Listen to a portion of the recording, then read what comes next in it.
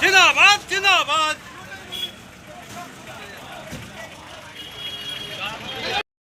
কি নিয়ে সমস্যা? সকাল থেকে সব থানামুখী কেন?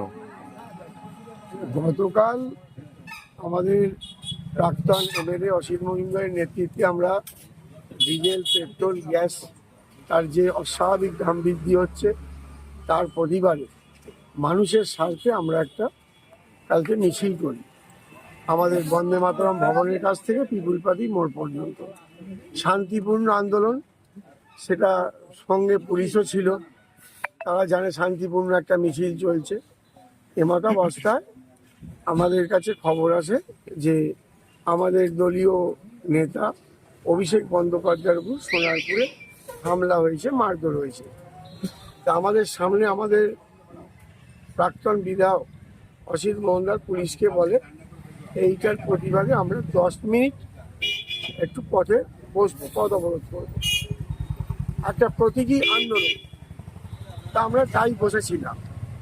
আবার পুলিশ গিয়ে বললো টাইম হয়ে গেছে, আপনারা উঠে পড়ুন।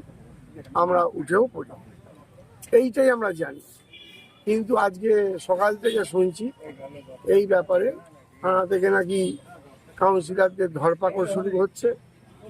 তা আমরা নিজেরাই আজকে আলোচনা করে থানায় আসছি। যদি পুলিশ অ্যারেস্ট করবে, আমরা এটাকে মোটামুটি মনে করছি মানুষের সাথে লড়াই করতে গিয়ে আমাদেরকে অ্যারেস্ট করা মানে গণতন্ত্রের কণ্ঠ রোধ করার একটা প্রচেষ্টা চলছে। তা যাই হোক, এইসব সত্ত্বেও আমরা শান্তিপূর্ণ আন্দোলন ভবিষ্যতেও চালাবো, মানুষই এর উত্তর দেবে। কোন কোন ওয়ার্ডের কাউন্সিলরকে আটক করা হয়েছে? এখনো পর্যন্ত আমি যেটুকু খবর পেয়েছি, আমি তো এইমাত্র এসে উপস্থিত হয়েছি, এখনই ঢুকবো, নিজেই যাবো। 20 নম্বর ওয়ার্ড, 8 নম্বর ওয়ার্ড, এমনকি আমাদের প্রাক্তন এমএলএ অসিত মজুমদারও শুনলাম কথা বলতে গেছিল, তাকেও নাকি আটকে দিয়েছে। আপনাকে 2 নম্বর ওয়ার্ডের রঞ্জন রাহা আছে, ভাইস চেয়ারম্যান পার্থ সাহা আছে, সবাইকে এরকম আটক হচ্ছে। আটকাতে আমাদের অসুবিধা নেই, আমরা মানুষের সাথে বারবার এরকম থানায় আটক হতে রাজি আছি। কিন্তু গণতন্ত্রের কন্ট্রোল করলে আন্দোলন চলবে, মানুষ এরপর পথে। আপনাকে কি ডাকা হলো? ঠিক আছে, এখন হ্যাঁ, আমাদের তো যেহেতু আমরা একটা প্ল্যাটফর্মে আছি, পরস্পরের কথা হচ্ছে, যেরকম আমাদের মধ্যে 2-1জনকে তুলেছে সেই ব্যাপারে কথা বলতে আসা। তা কথা বলতে এসেও যদি পুলিশ আটকে দেয়, মানুষ ভাববে পরবর্তী বিচার মানুষ করবে। ওটা কি কালকে শুধুই অবরোধের জন্যই অ্যারেস্ট, না অন্য কোনো কেস? কিছু অন্য কোনো কেস নেই, কেস হওয়ার তো কোনো কথাই নেই। আমি যেমন প্রায় 30-31 বছর কাউন্সিলর আছি, আজ পর্যন্ত আমার জন্য তো বিরোধী কোনো দলের কাউকেই কোনোদিনই বাড়ির মানে বাইরে তাকে যে পালিয়ে যেতে হয়েছে এরকম হতে হয়নি। তারা আমাদের সঙ্গে একসঙ্গেই সবাই রাজনীতি করে, যে প্ল্যাটফর্মে থাকুক না কেন। এখন যদি আমাকে অ্যারেস্ট করে, আমার নামে কোনো কেস নেই, সেটা কি কেস হচ্ছে না হচ্ছে পুলিশ বুঝবে। অবশ্যই স্বেচ্ছাচারিতা চলছে।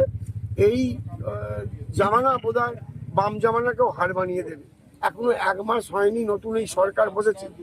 আমরাও আশা রাখি তারা গঠনমূলক কিছু করবে। তারা গঠনমূলক কিছু করলে আমরাও সহযোগিতা করব, যেহেতু আমরা কেউ চেয়ারম্যান, কেউ কাউন্সিলর, আমরাও সরকারেরই একটা পার্ট, প্রশাসনের একটা অঙ্গ। কিন্তু এইভাবে যদি গণতন্ত্রের কন্ট্রোল রোধ করে, 10 দিনের মধ্যে 4 বার যদি পেট্রোল ডিজেলের দাম বাড়ে, তা মানুষ প্রতিবাদ করবে না? আমাদের তো গণতান্ত্রিক দেশ, এটাই তো স্বাভাবিক। অসিত মজুমদারও অ্যারেস্ট হয়েছে, ভাইস চেয়ারম্যান অ্যারেস্ট হয়েছেন, কাউন্সিলররা আছে, আমি পৌর প্রধান, আমি এইমাত্র এসে পৌঁছেছি, আমিও ঢুকছি। যদি মনে করেন অ্যারেস্ট করলে করবে। তৃণমূল কর্মীরা আমাদের অ্যাডভোকেট আছে, কাজী আছে, সানোয়ার আছে, এদেরকে শুনেছি অ্যারেস্ট করেছে। একটু আমি যাচ্ছি, ভেতরে গেলেই জানতে পারবো। ঠিক। মানে হয়তো অ্যারেস্ট হওয়ার দিকেই এগিয়ে যাচ্ছে। ঠিক। ঠিক আছে।